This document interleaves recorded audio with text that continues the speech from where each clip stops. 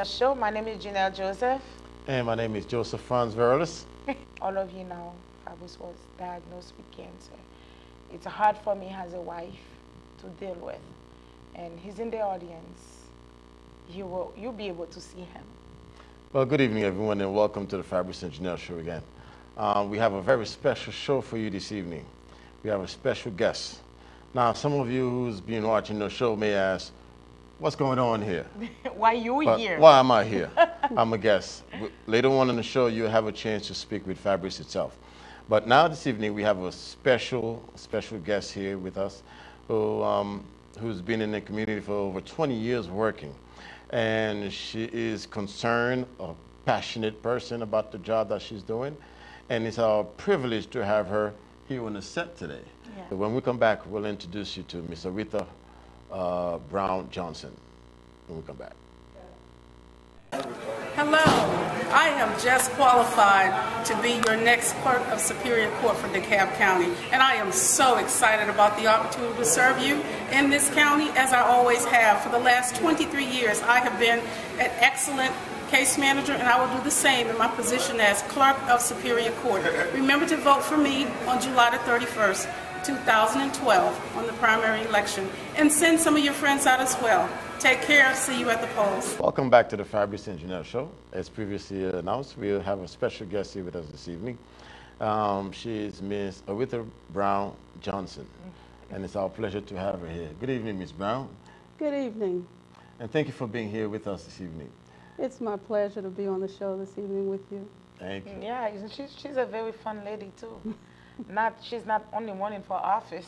She's a very nice lady. Me and Miss Oretha, we met for a stage play. I went to an audition, and she was doing an audition for a stage play. Okay. And I got picked up for it, and then after that, a lot of things happened. My husband got sick and everything. I have to give it up. Well, it's nice to have you. That's how we met. Yeah. Nice to have you. She's a very nice lady. Thank you. Yeah, and she loves to pray. We have a lot in common. Oh, really? Excellent. Yeah. Now, Ms. Johnson, could you tell us about yourself? Sure. About myself. As I look back, I am originally from Key West, Florida, a descendant of Grand Bahamas, where my father was born and raised. My passion for service stems back to about the age of 8 years old, where I've always wanted to be in law enforcement or working for the court system. Wow. And as a little child, my parents would take me each day to see the police lady. And knowing then, I knew that I would have a passion to serve, because all I could think of is when I grow up, I want to be in the court system. I want to help and protect and serve. So about the age of 16, I was given that opportunity when I received a position at the state attorney's office in the state of Florida. Wow. That to me at the age of 16 was a great opportunity. I began to learn and identify all the processes that were important and things that would help my community to improve. But wanting to see more, being a young girl from an island that is 10 miles by 10, I didn't understand what the rest of the world did. So I thought that moving to somewhere that I can expand my knowledge would be a great opportunity. Against my parents' wishes, that is, I decided to apply for a job in Dekalb County. Little did I know that they were going to call me for that job in February of 1989. And then I had never flown on a plane, neither had I ever knew how to drive a vehicle. So that was two big decisions for me, but at the same time, I arrived in Dekalb County at the courthouse on February of 1989 for this position. I was hired on the spot, which allowed me to make a decision whether I was going to learn how to drive a vehicle, moving to a big city, or if I was going to stay there and knew that I had made the mark, but yet I never went further to enjoy the venture. So I returned home and I did drive the vehicle. I was able to learn how to drive a car in 3 weeks, and I landed there to the district attorney's office, my first position as administrative coordinator for the appellate division, which is where we do the briefs for Supreme and Superior Court. And I stayed in that position, and from there I continued to grow, and of course a lot of things happened. I began to just embrace the court system as a whole and people, and I love people, so community, service, people, and my love for the court system just fell into place in one piece. So here I am, 23 years later. I've retired from that position as Administrative Coordinator of Case Operations for the entire Superior Court Division, serving 10 judges with a staff of 25 trial assistants, as well as overseeing 23,000 cases annually. My decision didn't come lightly. It was a decision that I had decided more than 10 years, but I know with anything of advancement, there also comes preparation. So for the past 10 years, I've been preparing myself for this day where I would run a campaign and be efficient and become the clerk of Superior Court for DeKalb County to manage the court and land documents. You know, Ms. Johnson, I can appreciate the work that you're doing. Wow. 20 years of experience. She said when she was 8 years old. When I was 8, all I was doing is just trouble, fight every day. Running around the Yeah, house. beat up my sisters and my brothers. That's what I was doing, and I'm still doing that. Yeah. So so that fire begins at 8 years old. And you know what I like with this? The state of Georgia is a great state. A lot of people move to Georgia and they turn around and give back to the community. Yes. Now my question to you is, your position seems very much administrative. Right. How does it impact the community? It does in many ways, and that's a great question. Over the years, you have to have a love for a community to be able to be a case manager, because that is the one place where you have control of someone's life. Any decision that you make by way of a wrong decision by the sentencing, or even something as simple as someone that is scheduled for a court hearing and they're looking for a notice to appear in court, and they don't receive the notice, they can end up in jail, which would eventually have them to lose their job, and they may end up homeless. I've seen it happen before. So in the case management position, as well as the community, I would say the impact is in two places: to have the passion to serve the community first, and then be able to go out and advocate to that community, that same community, on what is necessary to be a person that understands the process.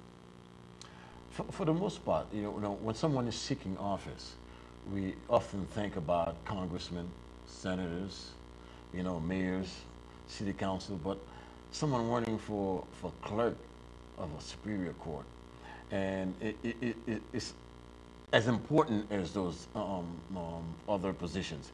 Now, how is it that what is it that a clerk does? The clerk is a person that would handle all of your court and land documents, meaning your civil actions, your criminal activities, as well as all of the real estate for your land documents as well. That is where, and we've suffered a lot of devastation recently with the tornadoes and different things that's going on here. And I know you've seen where entire communities have been wiped out. Well, these people have nothing left. And the court is where they can go to receive documents concerning anything that deals with their life that's important, to help them to continue to move on, as particularly with their land, to keep, maybe to build back, or to be able to have these papers to say that this is actually my land. And that's where the official documents are held. And you know, Junelle, and one of the things we often complain about is the dates that we get in court. Why is the date so far back? Or why is it taking so long? I don't know about that because I've never been in court. Really? Well, that's a good thing. Don't tell me about that. That's a good thing. I guess those are some Do of the I things. look like a trouble woman to you? But you know what? You never know. You never know. I am. You just never know. By the way, I am. So therefore, the job as a clerk is very important. You actually the one who manage the schedule of the court, forwarding the cases to where they need to be, where the judge would actually hear the case. Now, there's a lot of things we don't know about. Yes. I'm not gonna say we. I especially don't know about anything like that. Well, I know something Because that I think you it's the judge, you do this, you do that. But I'm just now learning, and that's a good thing. And I met you before, I know you, and we worked together. We didn't finish the job because of a lot of things. Because of me, we didn't finish the job. And I would love you to be part of the Haitian people. Myself. I would love to serve and be a part of the Haitian community. people, Yes. because we love people who's helping whatever you're doing, you're helping. We love that. Yes. And you are someone that we need to vote for. and Right. get you in the house, just like we love Mrs. James, Senator James, Denzela James. She's just like a mother to the Haitian people here in Atlanta. And you're gonna be a next mother too. Would you want that? I believe from everything I've heard, I mother everyone that I meet. I'm always the mother of anything. I mothered, I believe at my retirement, I didn't know how much of a mother I had been to so many people, meaning that they were younger than me, they were older than me. A lot of lawyers that are well achieved, I groom them, I chastise them, and I watch them grow as well. Wow. So being a mother is a great opportunity to nurture and to improve something, and that's a great undertaking, and I appreciate you thinking of me in that caliber. Oh yeah. Yep. And friends, we're gonna take a quick break, and we'll be right back with a live audience. Ha! Yes, we have a live audience, and Fabrice is here. All right. In the audience. Stay with us, and we'll be right back. Hi, I'm Oretha Bron-Johnson, candidate for DeKalb County Clerk of Superior Court. And we're out in the community informing the voters of the tax appeal that will be in your mailbox on July the 1st. You have 45 days to file an appeal with the tax assessor's office. If you're a homeowner, please remember to send your paperwork in for the tax appeal. The next phase from there will be with the Board of Equalization, where you will receive a notice for court and a day in court to determine your tax appeal decision. I'm Oretha Bron-Johnson, candidate for Clerk of Superior Court. Vote for me on July the 31st of 2012. See you soon. Show. We're here with Miss Oretha Bron-Johnson. She's a very nice lady. I was telling you, she's not only running for office. She's a very nice lady who does stage play, movies, white stage play, and all that. And I think you have a question for her, right? Yes, Ms. Johnson, would you please take us to the steps that we will have to follow once we go to the court to file a motion? What are the steps? Can you guide us to the steps as to where we actually reach the judge bench? Well, depending on which type of motion it is, remember we have civil and we also have criminal. Okay. So in the process of a civil action, I will use civil because the criminal process is so much more complicated. In a civil action, you would first present your motion or your petition to the clerk, and the clerk will then provide a case number, which is a civil action number. That paperwork will then be presented to a judge for review, depending on which type of action it is. Okay, let's say it's a divorce, which is a civil action. Okay, the petition for divorce will be provided to the clerk, and they will give you a case number. Okay. Depending on how the process is, if it's non-contested, that's a lot of different types of steps that will walk through. If it's a non-contested divorce, it will be decided in 30 days. So that case is then presented to the judge. He knows that it's on his list of cases. It will then be added to a calendar. The person that is petitioning the court for the divorce action, both parties will receive a notice from the court to appear in court before the judge for the final decision. Now, that's on a simple process. Now, can anyone file this motion, or does it have to be filed by an attorney or a paralegal? In the state of Georgia, you can file motions pro se, so you don't have to hire an attorney. It's your discretion, or you can seek someone from legal counsel or the legal aid that's free. Okay, excellent. Yes. Yeah, it would be good to have someone like that in the community, in the Haitian community. When we're going through some stuff, we have someone that we can call and ask for advice. I'm going through this, and what should I do? And she can put us to the right direction. The only tricky part is if you're seeking legal advice, you have to go to an attorney. A lot of people calls me because I'm a paralegal. I'm not doing anything illegal. They're calling me. I'm a paralegal. That's They not call what me, I'm saying. and I have to refer them to an attorney You know for what? legal advice. Can somebody call Fabrice for me? I can't work with him. All right. We have some members here in the audience who has some questions, and we'd like to give the audience an opportunity to ask Ms. Johnson some questions. So please go ahead and ask your question. Good evening, Miss Oretha Bron-Johnson. Miss Oretha Bron-Johnson. My Good name is evening. Miss Miato Césaire, and I'm Haitian 100%, and I live in Paulding County. Since I'm in Paulding County, you are running for Dekalb County, Yes. if I understand. I would like to ask you if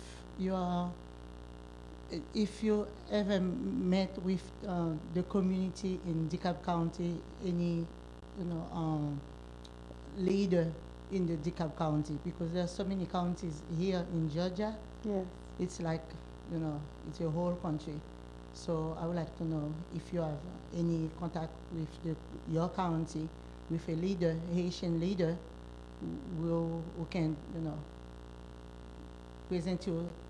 Fabrice and Junelle is doing that now, but most of us, we're not in your county.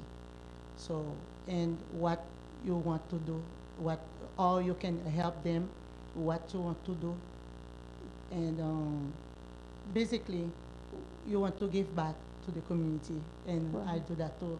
But I think you should, be able to help them in any problems they have, especially in the Court County, because in the court, I know that's a big problem, Yes. and especially in Georgia. Yes. So, are you willing to work with them, and direct them, to the right way, and so the Haitian community can support you?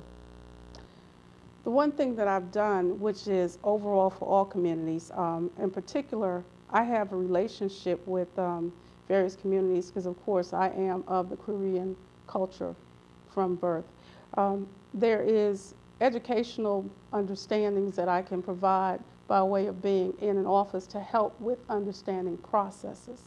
Now, as far as helping with legal in particular, I think Joseph touched on that. That would be something that would be out of the realm of the clerk.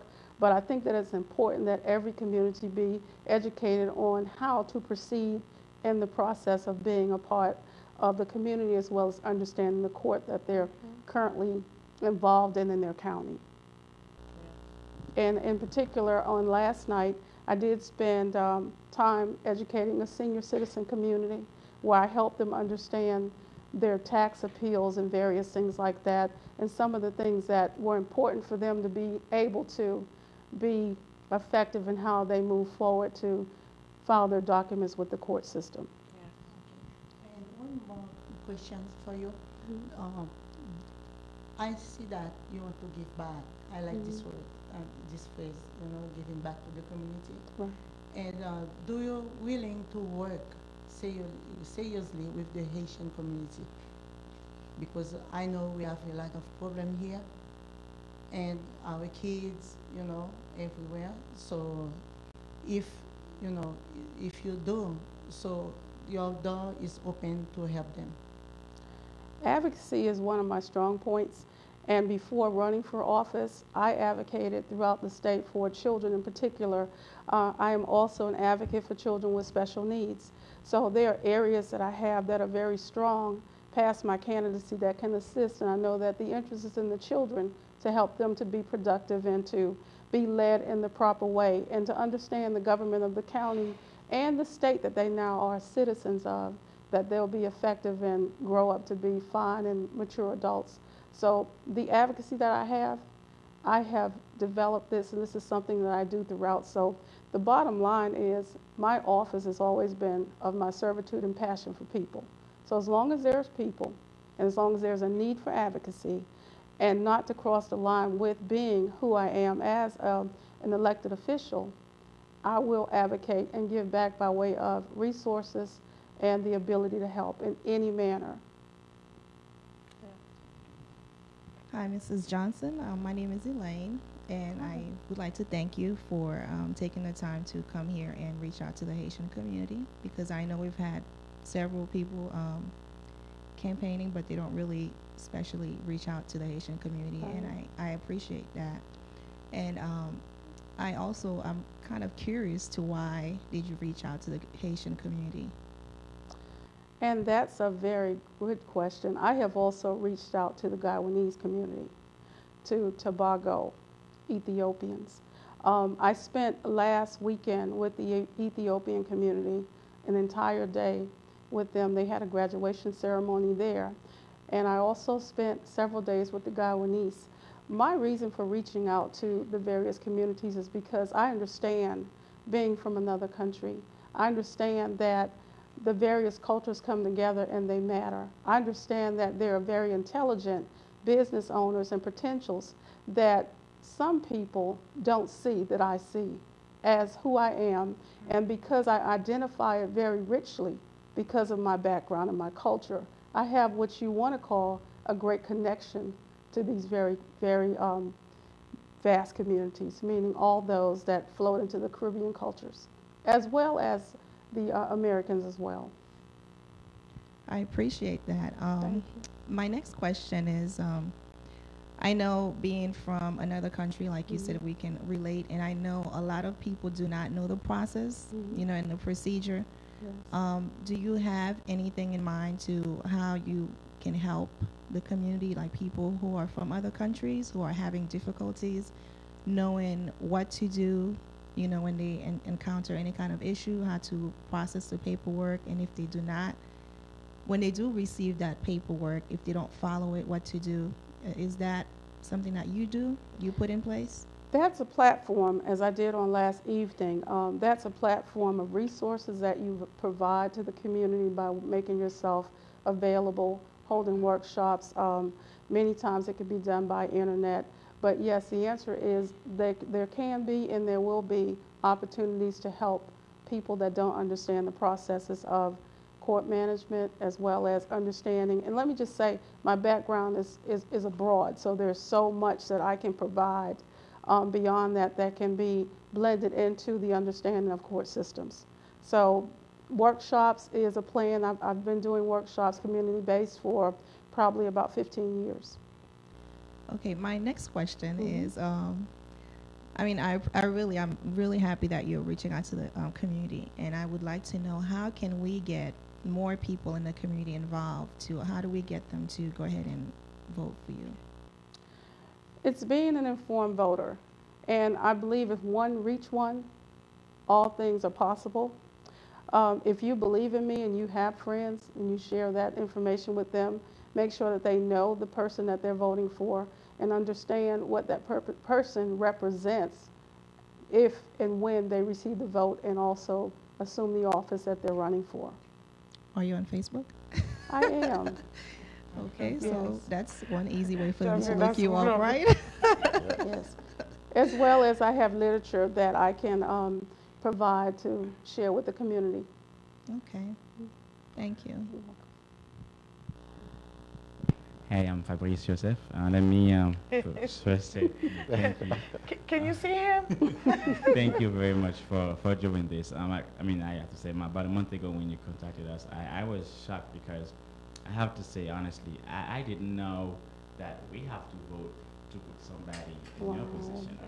As a Haitian myself, I never voted for somebody to be in clerk office, or somebody to you know, in Haiti especially, we don't vote unless you're running for president or you're senator.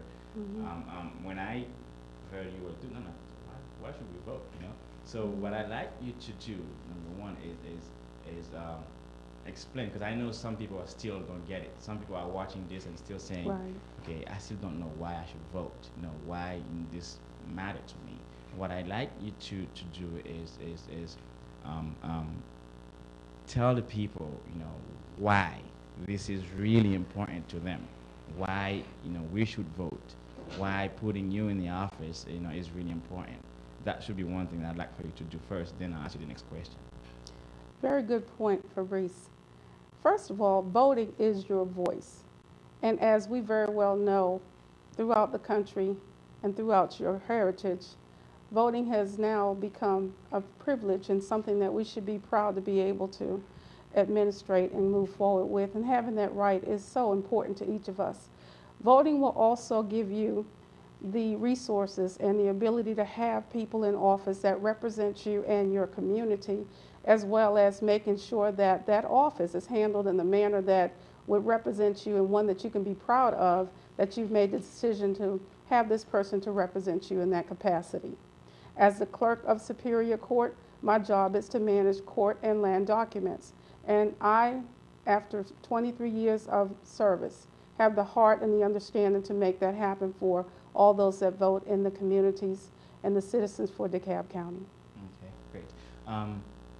Would you be willing to, I'm not sure if you've done that before, but would you be willing to organize a get-together, something just to reach out to the entire Haitian community here? I think voting is on July 31st, is that right? That's correct. July 31st? So, yeah, so we do have... I have to write that down and so put we my do have lady a in. So we do have a whole Yes. month and a half to go. Yes. Before then, would you be willing to organize something here in DeKalb County where you'll be meeting with all the leaders, the Haitian leaders, and also trying to get people out to come in and do something in a bigger scales than this, where you talk to them, explain to them, pretty much largely what this is all about? Would you be willing to do that if we can get that going? Yes. We're looking for opportunities to meet and greet residents and citizens of DeKalb County to get out the vote, as well as to encourage them to go to the polls on July the 31st. Not to just vote for Oretha Bron-Johnson, but that is one of the choices, as well as to understand the other items or the other choices that's going to be on the ballot that day as well. Yes. Thank you. No further questions.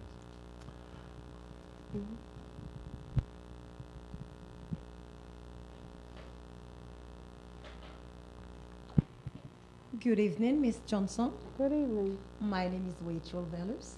I am glad to be here with you this afternoon. My question for you is, like you said before, you have a new vision and a new direction. Yes. How you plan to do that in the community, in the Haitian community? The new vision would be to, first, that vision and that direction and collaboration was in regard to the court system at large and the office that I was going to, or I am going to assume on January 1st of 2013.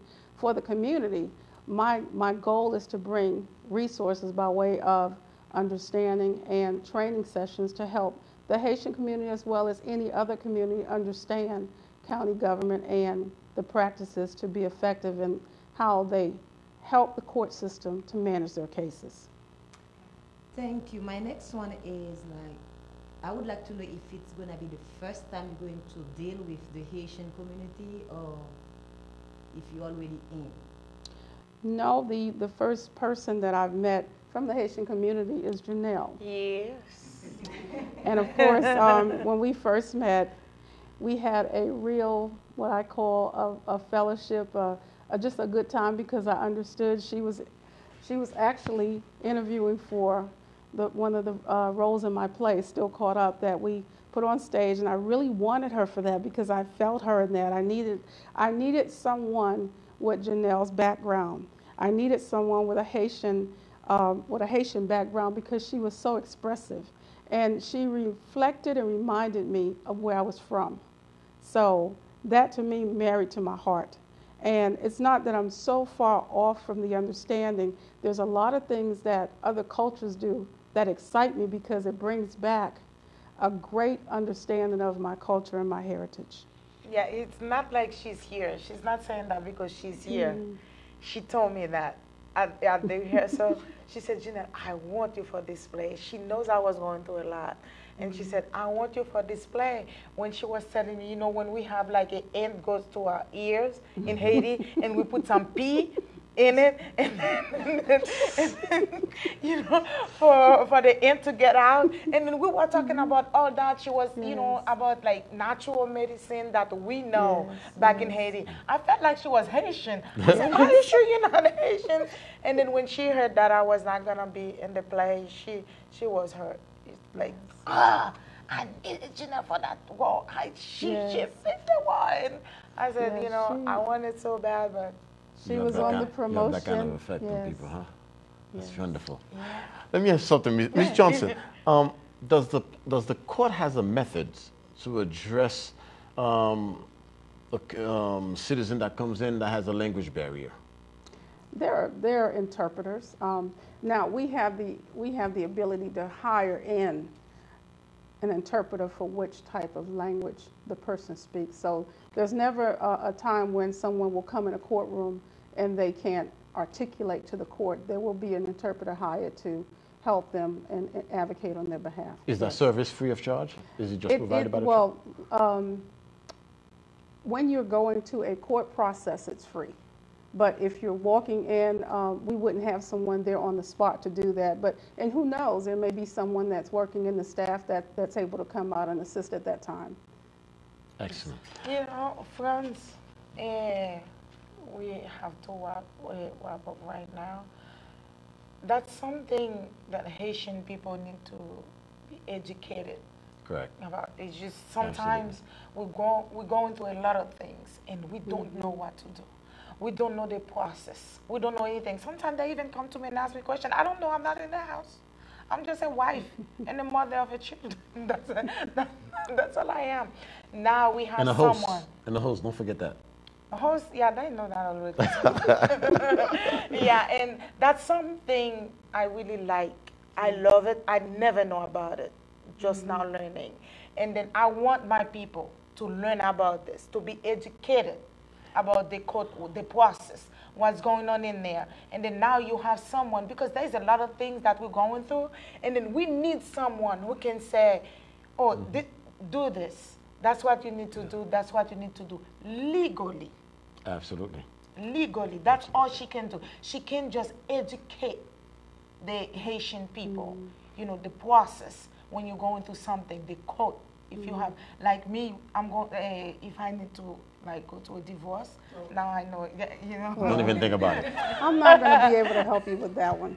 Oh. But we were very happy to have you here, Ms. Johnson, and the community will stand behind you. We will go out there on July 31st and vote for Ms. Oretha Bron-Johnson, Clerk of Superior Court, Dekalb County. Yes. So we encourage everyone to go out there and vote, and let's put someone in the office that cares, that is passionate, that will address our needs. At 8 years old. Absolutely. Yes. Thank you, Ms. Johnson, for being here. She's not like me. She's not like me. And oh, that's a blessing. Yeah. Thank you. Thank you for watching Fabrice and Junelle Show with Miss Oretha Bron-Johnson. Haitian people, we need to put this lady inside July 31st. July 31st. Oh my God. I can't believe I'm speaking that loud. Yeah, please. We need someone to educate us when we're going through something like that. Stay with us.